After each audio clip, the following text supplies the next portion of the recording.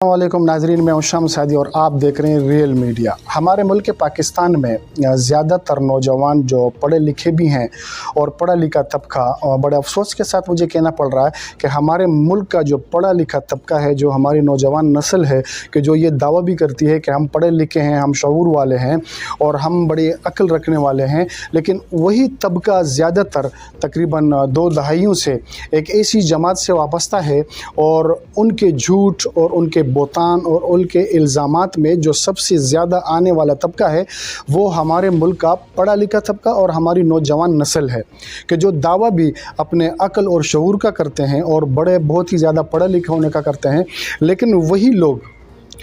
वही लोग इसी झांसे में बहुत ही जल्दी आ जाते हैं। वो झूठ फरेब और धोखे की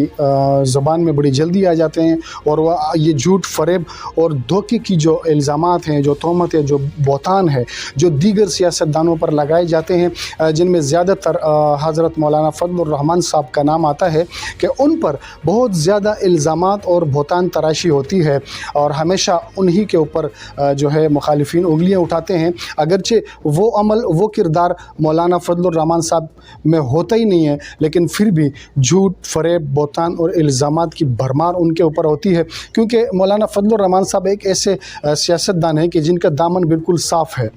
जब मुखालिफिन को उनके ख़िलाफ़ कोई सबूत नहीं मिलता तो फिर वो मौलाना फजलुर रहमान साहब पर, उनकी ज़ात पर बोतान और इल्ज़ाम तराशी लगाना शुरू कर देते हैं। इल्ज़ामात में ज़्यादातर जो लोग इस पर यकीन करते हैं वो ज़्यादातर हमारे मुल्क का पढ़ा लिखा तबका, नौजवान तबका है कि जो अपने आप को अक्लमंद, पढ़े लिखे और बाशऊर तस्वुर करते हैं, लेकिन अफसोस कि वो इन्हीं झूठे बोतान और इल्ज़ामात में आ जाते हैं और वो भी धड़ाधड़ मौलाना साहब पर बग़ैर किसी तहक़ीक़ के मौलाना फजलुर रहमान साहब पर, उनकी ज़ात पर उंगलियाँ उठाते हैं। एक जो इल्ज़ामात तो मौलाना फजलुर रहमान साहब पर बहुत ही ज़्यादा लगते हुए आ रहे हैं कि जिनकी ना कोई सबूत है और ना कोई वजूद है। जैसे एक इल्ज़ाम पर मैं आज बात करूँगा कि अक्सर पढ़ा लिखा तबका, जो नौजवान तबका है, वो मौलाना साहब पर यही एक तहमत लगाते हैं कि जब KPK में ड्रोन हमले हो रहे थे और जो फ़ौजी कार्रवाइयाँ हो रही थी, तो हमारे पढ़े लिखे नौजवान तबके का ये कहना है, ये इल्ज़ाम है मौलाना साहब पर कि उन्होंने इस ड्रोन हमलों की हिमायत में और फ़ौजी कार्रवाइयों की हिमायत पे मौलाना फजलुर रहमान साहब ने दस्तखत किए थे और उनकी हिमायत थी कि ऐसा हो। लेकिन अफसोस ये है कि हमारे ये नौजवानों ने ना तहक़ीक़ की, ना इसके बारे में मालूमात हासिल की और इस बात पर यकीन कर बैठे। अगर आप सर्च करें तो मौलाना फजलुर रहमान साहब ने ना तो ऐसे किसी हिमायत पर दस्तखत किए हैं, ना उनकी हिमायत की है, बल्कि सबसे पहले आप एक वीडियो मुलाहिज़ा फरमाएं मौलाना फजलुर रहमान साहब की। ये उस वक्त की वीडियो है जब KPK में ड्रोन हमले हो रहे थे और फ़ौजी कार्रवाइयाँ हो रही थी। ज़रा पहले वीडियो सुने। ड्रोन हमले पाकिस्तान की सरजमीन पर अमेरिका का हक है? क्या वो हमारे रिप को चैलेंज नहीं कर रहे? इस पर हमारी कौमी हमीयत कहाँ चली जाती है? इस पर हमारी कौमी गैरत कहाँ चली जाती है? हमारा कौमी वक़ार कहाँ चला जाता है? हमारी आज़ादी और खुद मुख्तारी कहाँ चली जाती है? मैं फिर कहता हूं कि आज जो ऑपरेशन हो रहा है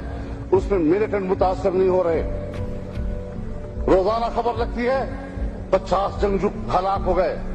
150 जंगजू हलाक हो गए। ये सब वो लोग होते हैं जो मासूम हैं, जो बच्चे हैं, जो औरतें हैं, जो बूढ़े हैं, जो घरों में हैं। लेकिन बहरहाल जनाब स्पीकर, जो ऑपरेशन का फैसला हुआ है बहरहाल करारदाद की खिलाफ वर्जी है, पार्लियामेंट की खिलाफ वर्जी है, पार्लियामेंट के उस फैसले की खिलाफ वर्जी है और मैं बजा तौर पर उस पर एहतजाज करने का हक महफूज रखता हूं। और इस पर मैं वाज़ेह तौर पर कहना चाहता हूं कि कम से कम इस ऑपरेशन के गलत फैसले और कौम पर गोलाबारी करने, कौम को तबाह बर्बाद करने, अपने इलाके का और कौम का खून बहाने के इस नाजायज फैसले पर मैं एहतजाजन अपना वॉकआउट नोट करता हूं, कराता हूं और इस फैसले में अपनी हुकूमत के साथ लाताल्लुक़ी का ऐलान करता हूं कि इस फैसले में हम आपके साथ नहीं। ये वीडियो आपने सुनी, ये वीडियो, इस वीडियो में मौलाना साहब असेंबली में बाकायदा ड्रोन हमलों اور فوجی کارروائیوں کی KPK میں جو عورت ہے ان کی سخت مخالفت کی ہے، اور پھر اس کے بعد انہوں نے احتجاجاً اسمبلی سے واک آؤٹ بھی کیا اور اپنا احتجاج ریکارڈ کرایا۔ لیکن افسوس کہ ہمارے نوجوان طبقہ، ہمارا پڑھا لکھا طبقہ الزام تراشی اور بہتان لگانے سے پہلے یہ سوچتی کیوں نہیں اور یہ اس پر سرچ کیوں نہیں کرتے